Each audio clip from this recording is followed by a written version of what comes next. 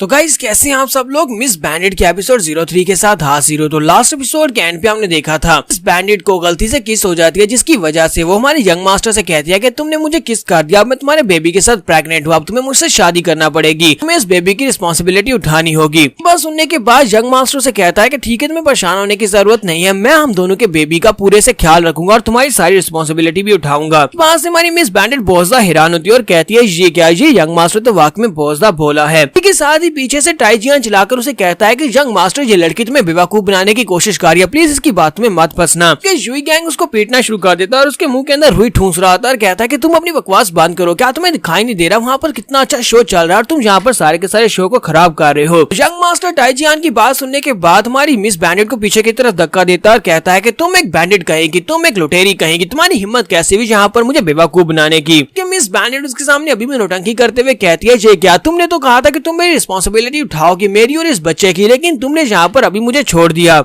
Young master से कहता है कि अभी मेरे टाइजियान को छोड़ दो वरना तुम्हें इस बात का बहुत सा पछतावा होने वाला है, तुम लुटेरी कहेगी, देखना मैं तुम्हारा बहुत ही बुरा हाशर करूंगा। बात सुनने के बाद हमारी यंग मिस जो होती है वो काफी ज्यादा हैरान होती है, क्योंकि वो नीचे उसके पाँव की तरफ देख रही होती है, उसने जूते नहीं पहने होते, वो उसके घोड़े की तरफ देखती है तो उसके जूते जो होते हैं घोड़े के ऊपर ही रह गए होते हैं। यंग मिस वहीं पर साइड के ऊपर अपना मुंह करके हंसना शुरू कर देती है और कहती है यंग मास्टर को देखो तो सही, मेरे सामने किस तरह एटीट्यूड के साथ खड़ा है, हालांकि उसे पता है कि उसके पाँव के नीचे से उसे काफी सारे पत्थर चुभ रहे हैं, ठीक तरह से खड़ा भी नहीं हुआ जा रहा, उस बेचारे के जूते घोड़े के अंदर लगे रह गए और वो जब यहाँ से नीचे गिरा था, घोड़े के ऊपर से नीचे गिरा था, लेकिन इसके बावजूद ये बहुत ज्यादा क्यूट लग रहा है। यंग मास्टर से कहता है कि मुझे लगता है कि ये घोड़े ने जानबूझकर किया है, घोड़े ने जानबूझकर मेरे जूते वहाँ पर फंसा लिए होंगे, जिसकी वजह से मैं बगैर जूतों के वहाँ से नीचे गिर गया हूँ। जबकि घोड़ा उसे कहता है बेवकूफ, तुम खुद ऊपर से नीचे गिरे हो और तुम्हारे जूते जो है वो सैडल के अंदर ही फंसे रह गए, सबका मुझसे क्या ताल्लुक है। इस बैंडिट उसका बाला उठाती है और उसके बाले को उसकी तरफ फेंकते हुए कहती है अच्छा ठीक है, अपना बाला पकड़ो, जाओ जाकर अपने जूते पहन कर आओ, क्योंकि तुम्हारे जूते पहनोगे तभी तो हम लोग अच्छी फाइट कर पाएंगे, ऐसा ना बाद में तुम ये कहो कि मैंने जहाँ पर तुम्हें बुली किया है। मास्टर जाता जाकर अपने जूते उतारता है, जूते पहनकर बाला लेकर उसके सामने खड़ा हो जाता है, जबकि यंग मिस भी वहाँ पर एक लंबी सांस लेती है। यंग मास्टर जो होता है अपना बाला लेकर उसके ऊपर अटैक करने के लिए आगे बढ़ता है और कहता है कि तुम लुटेरी कहीं, क्या अब तुम यहाँ पर मेरे हाथों से मरने वाली हो। यहीं से नेक्स्ट सीन में दूसरी तरफ का भी दिखाया जाता है, जहाँ पर अंकल ब्याओ अपनी टीम के साथ इन बैंडिट्स का मुकाबला कर रहे होते हैं। बैंडिट्स उनके पास से सामान लूटने की कोशिश कर रहे होते हैं, जबकि वो सोल्जर्स जो होते हैं उनका मुकाबला कर रहे होते हैं। वहाँ पर भी जबरदस्त फाइट चल रही होती है। यहीं पर एक बंदे को दिखाते हैं जो कि अपने हाथ में एक ब्लोअर डार्ट लेकर खड़ा होता है। ये बंदा पता नहीं किसी और ग्रुप का है, ये इन दोनों ग्रुप्स में नहीं होता, ये यंग मास्टर को मारने के लिए यहाँ पर खड़ा होता है। इसे नेक्स्ट सीन जो होता है फिर से माउंटेन का दिखाया जाता है, जहाँ पर युई गैंग टाइजियान से कहता है मेरे दोस्त मुझे एक बात बताओ, क्या तुम्हारे यंग मास्टर को वाकई में बाला चलाना आता भी है या नहीं। ये मत कहना कि उसने अभी तक सिर्फ और सिर्फ पपेट्स के ऊपर ही अटैक करके अपनी प्रैक्टिस की है, कि इससे पहले वो कभी भी रियल के इंसान के साथ फाइट नहीं कर चुका, क्योंकि यंग मिस बिल्कुल उसके सामने खड़ी है, लेकिन उसका बाला यंग मिस को लग ही नहीं रहा, वो बार बार सामने की तरफ स्टैब कर रहा है, लेकिन यंग मिस को एक भी अटैक हिट नहीं कर रहा। सुनने के बाद टाइजियान उसे कहता है कि अब मैं तुम्हें इस बारे में क्या बताऊं, और साथ ही वो सोच रहा होता है कि वो हमारा यंग मास्टर बहुत ही नरम दिल है, वो औरतों को बिल्कुल भी नुकसान नहीं पहुंचाता, इसी वजह से वो जानबूझकर अपने बाले को साइडों के ऊपर मार रहा है ताकि यंग मिस को चोट ना लगे। क्या इससे पहले उसने सिर्फ और सिर्फ घर पर ही प्रैक्टिस किया, उसकी दादी और उसकी माँ के साथ वो प्रैक्टिस करता रहा है, आज से पहले वो कभी भी किसी के साथ रियल स्पार में नहीं गया। मिस बैंडिट भी वहाँ पर उसके सामने खड़ी होकर काफी ज्यादा खुश हो रही होती है और कहती है सर देखो तो ये लड़का कितना ज्यादा क्यूट है और कितना ज्यादा अच्छा भी है, ये यहाँ पर जानबूझकर मुझे हिट नहीं कर रहा, हालांकि मैं इसके बिल्कुल सामने खड़ी हूँ, अगर ये हिट करना चाहे तो एक ही अटैक में मुझे जान से मार सकता है। जबकि सामने से यंग मास्टर से कहता है कि तुम यहाँ पर खड़ी खड़ी हंस क्यों रही हो, चलो जल्दी से अपना वेपन उठाओ और ठीक तरह से मुझसे फाइट करो। साथ ही मिस बैंडिट जल्दी से जंप करते पीछे की तरफ बढ़ती है, क्योंकि उसके पीछे एक पेड़ होता है, पेड़ की डाली के साथ लटक जाती है और उसे कहती है मेरे हैंडसम यंग मैन, क्यों ना हम लोग यहाँ पर आपस में एक बैट लगा ले, वेपन यहाँ पर पहले गिरेगा, उसे दूसरे की हर बात माननी पड़ेगी। इसी के साथ ही वो पीछे की तरफ जंप करती है, उस पेड़ के साथ सहारा लेकर पीछे की तरफ जंप करते हुए यंग मास्टर के पीछे वाली साइड पर चली जाती है और उसे कहती है अगर मैं यहाँ पर तुमसे बैट में हार जाती हूँ तो मैं यहाँ पर सारी की सारी सप्लाईज में वापस कर दूंगी, टाइजियान भी तुम्हें वापस मिल जाएगा, तुम इन सभी चीजों को लेकर यहाँ से जा सकती हो, लेकिन अगर तुम यहाँ पर हार जाते हो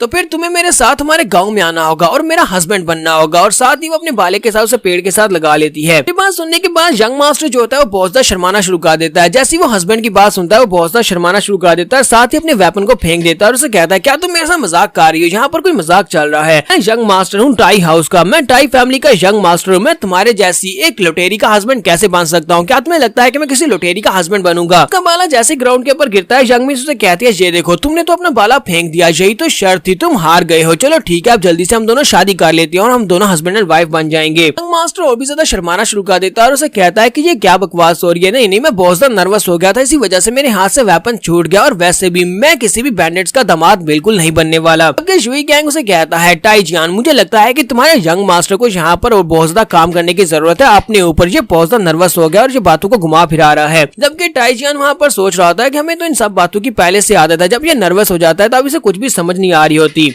तो मिस बैंडिट उसकी बात सुनने के बाद कहती है, तो यंग मास्टर, क्योंकि तुम टाई फैमिली के यंग मास्टर, इसी वजह से तुम्हें शर्म आएगी किसी बैंडिट की फैमिली में शादी करते हुए। तो क्यों ना मैं आकर तुम्हारी फैमिली में शादी कर लूं, यानी कि मैं तुम्हारी फैमिली में शादी करूंगी, तो फिर तो तुम्हें शर्म नहीं आएगी। तो ये बात सुनने के बाद यंग मास्टर और भी ज्यादा शर्माना शुरू कर देता है, फिर साथ ही चलाकर उसे कहता है कि तुम एक लड़की होकर इस तरह की बातें कैसे कर सकती हो। ये बहुत ज्यादा शर्मिंदगी की बातें हैं जो तुम यहाँ पर इस तरह की बातें कर रही हो, तुम्हें शर्म आनी चाहिए। और वैसे भी मैं तुम्हारे जैसी बैंडिट से शादी नहीं करने वाला, तुम सिर्फ और सिर्फ एक लुटेरी हो। एक लुटेरी होने के नाते तुम्हें क्या लगता है कि तुम टाई फैमिली में शादी कर सकती हो? तुम तो यहाँ पर बिल्कुल ऐसा डिमांड कर रही हो जैसे कि तुम्हें आसमान से चांद चाहिए। सारी बातें सुनने के बाद मिस बैंडिट सोच रही होती है, अब तो यहाँ पर कुछ ज्यादा इंसल्ट हो गई है। क्या मैं यहाँ पर वाकई में चांद का टुकड़ा मांग रही हूँ जो यहाँ इस तरह की बातें कर रहा है? तो मिस बैंडिट कहती है, हालांकि ये बहुत ज्यादा नर्वस है, लेकिन फिर भी से मेरी इतनी ज्यादा इंसल्ट तो नहीं करनी चाहिए। तो वो पीछे की तरफ घूमती है और उसे कहती है, अच्छा ठीक है, नर्वस होने की जरूरत नहीं है, जहाँ पर शांत होकर बात करो। लेकिन वो पीछे नहीं होता, वो कहता है यहाँ पर कहाँ पर चला गया। तो वो अपने घोड़े के पास जाता है और घोड़े के ऊपर लगी हुई अपनी तलवार को निकाल कर ले आता है और उसे कहता है, चलो फिर अपनी तलवार से फाइट करते हैं। लोग यहाँ पर एक बार फिर से यहाँ पर बैट लगाते हैं, दोबारा यहाँ पर फाइट करते हैं। इस बार हम लोग तलवार से फाइट करेंगे। उसे कहती है, क्या तुम वाकई में यहाँ पर तलवार से फाइट करना चाहते हो? तुमने अपनी तलवार को निकाल लिया, यहाँ पर दोबारा से अपने स्पीयर को उठाना चाहिए था और स्पीयर के साथ मुझसे फाइट करनी चाहिए थी। मिस बैंडिट उसे कहती है कि ये तलवार बहुत ज्यादा तेज है, कहीं तुम इससे चोट मत लगवा लेना। तो वो कहता है, नहीं, हम लोग तलवार से फाइट करेंगे, चलो जल्दी से अपनी तलवार निकालो, हम लोग तलवार से फाइट करेंगे। मैं यहाँ पर टाइजियान को बचाने के लिए आया हूँ और उसे बचाने के लिए यहाँ पर फाइट करूंगा। मिस भी वहाँ पर अपने भाले को फेंक देती है, जबकि जुई गैंग उसके लिए तलवार फेंकता है। वो तलवार को कैच करती है और कहती है, यहाँ पर इसलिए कह रही हो कि मुझे तलवार से तुम्हें फाइट नहीं करनी चाहिए मेरे साथ, क्योंकि तलवार के साथ फाइट करने से तुम्हारे पास जीतने का कोई चांस ही नहीं है, मैं तुम्हारे टुकड़े टुकड़े कर दूंगी। तो इस बात से यंग मास्टर बेचारा काफी ज्यादा शर्मिंदा होता है, लेकिन साथ ही वो गुस्सा भी होता है। वो अपनी तलवार लेकर उसके ऊपर अटैक करने के लिए आगे बढ़ता है और कहता है कि तुमने तो हद ही पार कर दी, तुम्हें क्या लगता है कि मैं तलवारबाजी में इतना ज्यादा बुरा हूँ? यंग मिस उसकी तरफ देखते और कहती है, जरा देखो तो सही, ये गुस्से में और भी ज्यादा क्यूट लगता है, मेरी तरफ भागता हुआ ये और ज्यादा क्यूट लग रहा है। ऐसी वो उसकी तरफ भागता हुआ आगे बढ़ रहा था, उसी वक्त मिस बैंडिट को कुछ महसूस होता है जैसे कि पीछे से उसके ऊपर अटैक होने वाला है। तो वो जल्दी से अपनी तलवार लेकर आगे की तरफ बढ़ती है, एक दूसरे की तरफ तलवार लेकर आगे बढ़ रहे होते हैं। तो हमारी मिस बैंडिट जो होती है वो अपनी तलवार को घुमाते हुए उसके पीछे से जो अटैक यानी जो ब्लो डार्ट उसकी तरफ आगे बढ़ रहा होता है, जहरीला डार्ट, वो उस तलवार के साथ अपनी तलवार के साथ उस डार्ट को ब्लॉक करने के लिए अपनी तलवार को पीछे की तरफ घुमाती है। सेम टाइम के ऊपर जो यंग मास्टर की तलवार होती है वो उसके कंधे के अंदर आकर दस जाती है। तो मिस बैंडिट ने ना सिर्फ उस डार्ट को वहां पर ब्लॉक कर लिया, बल्कि साथ ही अपनी तलवार को उसकी तरफ थ्रो भी कर देती है। वो अपनी तलवार को जब थ्रो करती है तो वहां पर जो बंदा पेड़ के ऊपर बैठा है उसके ऊपर पॉइजनस डार्ट मार रहा होता है, वो तलवार सीधी जाकर उसकी बॉडी के अंदर दंसती है और वो भी वहीं पर नीचे गिरकर मर जाता है।